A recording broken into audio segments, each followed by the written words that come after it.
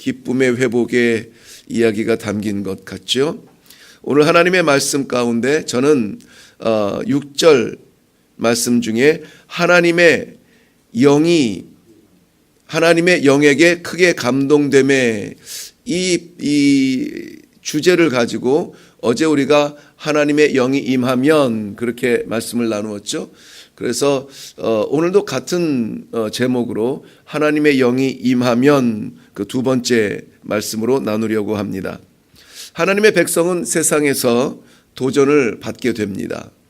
도전이라는 이름이 때로는 시험, 시련, 우겨쌈 이런 것들로 표현될 수 있지만은 그러나 반드시 하나님의 사람들은 도전받게 되어 있습니다.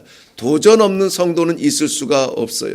그것은 마치 그 물을 거슬러 올라가 헤엄치는 물고기의 모습과도 같습니다. 그 물고기가 물결을 거슬러서 올라가는 것은 살아있는 생명력을 의미합니다. 그저 물결이 흘러가는 대로 그저 둥둥 떠내려가는 것은 죽은 거예요. 편해 보이지만 가망이 없습니다. 그러나 물살을 가르고 올라가는 것들은 보면은 그 생명력을 우리가 볼 수가 있다는 것이죠.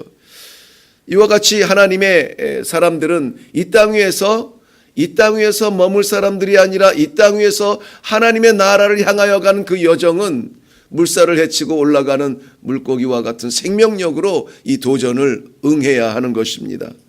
그래서 우리의 신앙생활을 영적 전쟁이라고 말을 하기도 합니다. 영적 전쟁 많이 들어보셨지요? 영적 전쟁, 우리가 물건을 하나 사더라도 얼마나 고민을 합니까? 이것을 사야 되나 저것을 사야 되나, 값은 이게 좋은지 저게 좋은지, 여기가 싼지 저기가 싼지 많은 갈등을 하면서 물건 하나를 고릅니다. 하물며 하나님의 나라를 차지하는 그 일에, 그렇죠? 하나님의 나라를 차지하는 그 일에 생기는 갈등이 없다면 그건 말이 안 되죠. 그 갈등이 있는 건 둘째치고 전쟁과 같은 갈등이다라고 하는 거예요. 이 전쟁은 반드시 이겨야 하는 싸움입니다. 아니, 이미 이길 싸움입니다.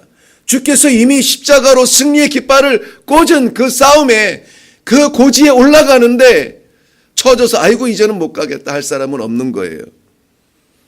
이 싸움의 도전은 에덴 동산 하나님의 창조의 그 순간부터 시작이 되었습니다. 이 도전은 분명하게 사탄으로부터 오는 그러한 도전입니다. 오늘 이스라엘 백성들은 이방인 아람 백성에게, 아람 사람들로 도전을 받습니다. 이 전쟁을 통하여서 하나님의 사람이 싸워야 될 그 자세들을 보여주고 있는데요. 싸우는 자세뿐만이 아니라 이미 이기는 그 모습이 오늘 본문에 담겨져 있습니다. 우리 6절 오늘 말씀 함께 나눈 곳 가보겠습니다. 6절, 사울이 이 말을 들을 때에 하나님의 영에게 크게 감동되매 그랬습니다. 이 말을 들을 때가 무슨 말을 들었냐면은 1절부터 그 5절까지의 말씀이에요. 그 내용이 뭐냐면 암몬 사람이 전쟁을 선포하며 이스라엘 백성들 진영에 쳐들어왔습니다. 요단강 동편에 있는 길랏 야베스라고 하는 곳, 그 므낫세 반 지파가 가지고 있는 그 땅에 쳐들어왔는데요. 그들이 단지 전쟁을 이루겠다고 온 것이 아니라, 싸우겠다고 온 것이 아니라 이스라엘 백성들을 노예로 삼겠다고 오는 겁니다. 그런데 이스라엘 백성들의 반응이 마치 헤엄칠 기력을 잃은 물고기와 같아요. 쳐들어온 아람 군대를 쳐다보면서 말을 합니다. 우리를 위해서 한번 어떻게 좀 얘기를 좀 나눠봅시다. 잘만 얘기하면은 우리가 당신들을 섬길게요. 벌써 기력을 잃었죠. 생명력이 없습니다. 근데 아람 군대가 이렇게 말합니다. 그러면 그렇지. 그럼 이 싸움을 싸울 필요도 없네? 하고 그냥 그 땅을 삼킨 것이 아니라, 아니, 그냥은 안 돼. 우리가 너희들의 오른 눈을 빼고 나서야 우리들을 섬기게 될 거야. 이거는 엎친데 겹친 격이죠. 그러니 더 이상 갈 데가 없습니다. 더 이상 물러날 데가 없습니다. 그럴 때에 이 길랏 야베스에 있는 사람들이 마지막 딜을 합니다. 그러면은 우리에게 마지막 기회 한번 줘보세요. 뭐냐? 우리 형제들에게 우리가 오고 우리를 위해서 싸울 사람이 있는지 한번 물어볼게요. 그들이 싸울 사람이 없다면 우리가 기꺼이 당신들의 노예가 되겠습니다. 당신들을 섬기겠습니다. 이 이야기를 이스라엘 진영에 전령들을 보내어서 이야기를 나누는 것입니다. 사울이 지금 그 이야기를 듣게 되는 것이죠. 하나님의 백성의 진영 안에 이방 하나님을 알지 못하는 군인들이 쳐들어와서 전쟁을 선포하는데 하나님의 사람들은 싸울 기력이 없어요. 의지가 없어요. 알았어요. 그거 좋아요. 괜찮아요. 다치기만 마세요. 사울의 분노가 그의 인격적인 분노가 아니라 하나님의 영이 임했을 때 이러한 분노가 났다는 것이 중요합니다. 이 모습을 보고 분노를 느끼지 못하는 그러한 가슴이라면 헤엄치의 기력을 잃어버린 물고기와 같다는 것입니다. 그러나 사울에게는 하나님의 영이 크게 감동됐다는 것은 무슨 말씀이라고요?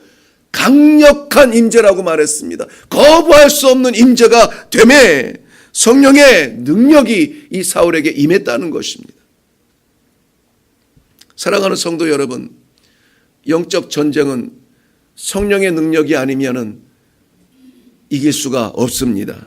반드시 성령의 능력에 의지해서 나아갈 때에 이 영적 전쟁은 이길 수 있습니다. 우리의 싸움은 혈과 육에 대한 것이 아니라고 했습니다. 육체 싸움이면 체력이면 돼요. 그런데 영적 싸움은 영력이 아니면 안 돼요. 영력은 무엇입니까? 하나님의 성령의 능력인 것입니다. 하나님의 성령의 능력이에요.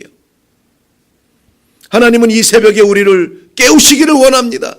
일어나라! 깨어라! 너희 대적 마귀가 우는 사자같이 두루 다니며 삼킬 자를 찾나니 깨어 믿음을 굳게 하여 그를 대적하라.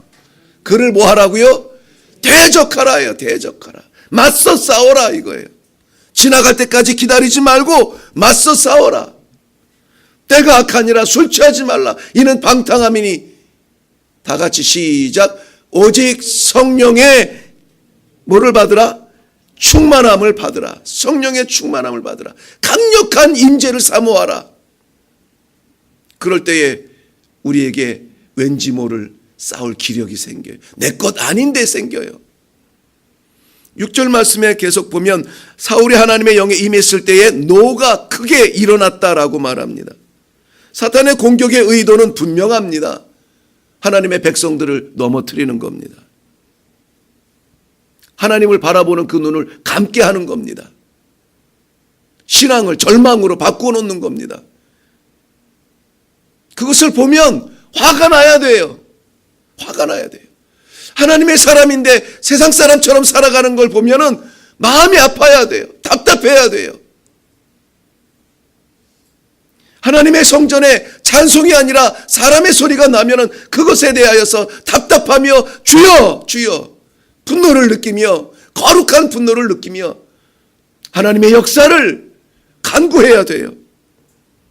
열왕기상 18장 말씀에는 하나님을 버리고 우상 바알과 아세라 신을 쫄망쫄망 따라다니면서 그래도 하나님의 사람이라고 말하는 이스라엘 백성들을 향해서 엘리야 선지자가 외치는 소리가 있습니다. 너희가 어느 때까지 머뭇머뭇거릴 것이냐. 둘 중에 하나를 택해라. 하나님이 너희 하나님이면 하나님을 섬겨라. 이 바알과 우상들이 너희 하나님이면 그를 섬겨라. 양다리 걸치고 다니지 마라. 엘리야는 그 분노를 가슴에 품고 어찌하여 하나님의 사람이 하나님의 이름표를 달고 세상 사람들 따라다니는가. 갈멜산 꼭대기에 올라가 850대 1의 전쟁을 오히려 선포하는 그런 영적 용사가 되었습니다. 사랑하는 성도 여러분, 우리가 가정을 파괴하러 들어오는 것들이 있다면 어떻게 편안히 앉아서 소파에 앉아 계시겠습니까? 벌떡 일어나 사력을 다해서 그것과 싸우려 하지 않겠습니까? 아내를 지키고 아이들을 지키고 남편을 지키기 위해서 치열하게 싸우지 않겠습니까? 그 거룩한 영적 분노가 오늘 사울에게 일어나는 것입니다. 목회를 하면서 저도 모를 용기가 나고 힘이 나고, 물론 하나님께서 주시는 그 위로가 있습니다마는 곁에서 힘이 되는 그러한 성도들이 있어요. 그런가 하면은 정말 해보려고 해도 기운 빠지게 하는 그러한 모습들도 없지 않습니다. 어떤 때 그런지 제가 알려드릴게요. 우리 섬기는 교회에서는 그러시면 안 돼요. 그러면 목회하는 분들이 힘이 빠져요. 어떤 분이냐면은 그냥 저 좀 내버려 두세요. 그냥 내버려 두세요. 이거 참 매력 없습니다. 약해 보여도 한번 해볼게요. 안 될 것 같은데 한번 기도해 볼게요. 이렇게 도전의식을 가지고 말씀을 하면은요, 될까? 그래서 그냥 한번 던져본 말인데도 해보겠다고 하면은, 힘이 나지 않겠어요. 하물며 내가 가만히 있겠는가? 그런 의욕을, 영적인 의욕을 가질 수 있기를 바랍니다. 오늘 사울은 그 형제들을 이 전쟁에 부르는데요. 오늘 7절 말씀에 보면 좀 잔인한 방법으로 부르기는 합니다. 한 결의에 소를 잡아 두 마리죠. 각을 뜨고 전령들의 손으로 이스라엘 모든 지파에 보냅니다. 우리의 땅에 하나님의 통치가 일어나는 곳에 이방의 백성들이 쳐들어와서 노예 삼으려 하는데 함께 해야 됩니다. 마음을 같이 해야 됩니다. 여기에서 나는 빠지겠다는 사람들의 가축들은 다 이 소와 같이 될 겁니다. 엄포 아닌 엄포를 놓게 되죠. 한마디로 말하면 일어납시다. 우리 형제가 죽게 되었습니다. 우리 형제가 죽게 된 것을 어떻게 보고만 있겠습니까? 이스라엘 백성들이 일어났습니다.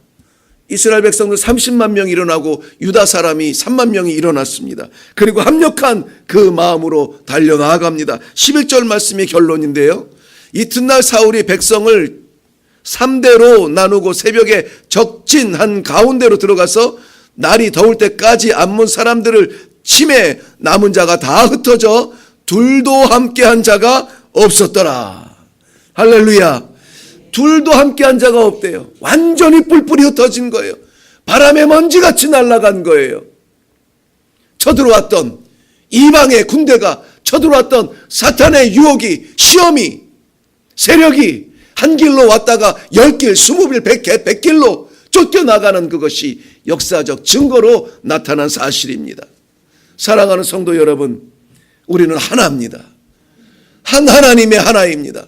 한 성령의 하나입니다.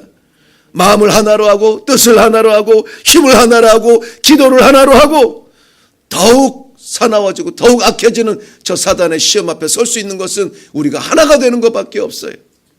힘을 합하여서 이 사단의 도전에 맞짱 뜨는 그러한 힘 있는, 영역 있는 성도님들이 되시기를 주님의 이름으로 축원합니다.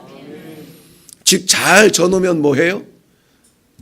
원수들이 오면은 내 거 아닙니다.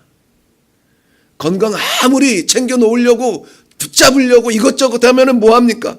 원수에 넘어가면 멸망입니다. 남을 게 없어요. 하나님의 영이 임하면 하나님의 나라가 됩니다. 하나님의 영이 임하면 우리의 가정도 천국이 되는 거고, 우리의 교회도 이 땅 위에 세워놓은 하나님의 나라가 되는 것입니다. 두려워 떠는 사람은 조롱거리밖에 되지 않아요.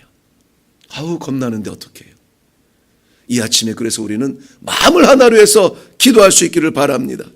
눈물이 변하여 찬송되게 하신 하나님, 한숨이 변하여 기도되게 하시는 하나님, 약함이 변하여 강하게 하시는 하나님, 이 시간에 우리의 연약한 마음에 성령이 임하여 주시되 강력하게 임하여 주사 나를 통치하여 주옵소서. 내 삶을 지배하여 주옵소서. 오늘 나아가 살아야 될 그 땅 위에 하나님, 내가 사는 것 아니라 하나님의 영이 살아들이는 복된 사람들 되게 하여 주시옵소서. 오늘 이 하나님의 영으로 승리할 수 있도록 우리 함께 기도하기를 바랍니다. 기도하겠습니다. 살아계신 아버지, 은혜를 감사합니다. 이 시간에 저희를 흔들어 깨워 주님 전에 불러 모아 주시어서 하나님의 영으로 다시 한번 무장될 수 있도록 기회를 허락하여 주시니 감사합니다. 우리가 올라온 것 같은 하나님께서 부르주신 줄로 믿습니다. 우리가 싸울 것 같은 하나님께서 싸워주심을 인하여 감사합니다. 우리가 얻는 승리 같은 하나님께서 이미 이루어준 승리를 믿고 감사합니다. 이 자리에 올라와서 기도하는 하나님의 모든 영혼들 이 영적 무장으로 내려갈 수 있도록 도와주시옵시고, 이 시대에 우는 사자처럼 우리의 교회를 삼키려고, 우리의 가정을 삼키려고, 우리의 식구들을 삼키려고, 우리의 이웃을 삼키려고 달려드는 저 사자를 맞짱서 싸워 이기는 능력 있는 주의 종들 다 되게 하여 주시옵소서. 믿사옵고 예수님의 이름으로 기도하옵나이다. 아멘. 이 시간에 기도할 때에 우리는 분명한 것, 하나님의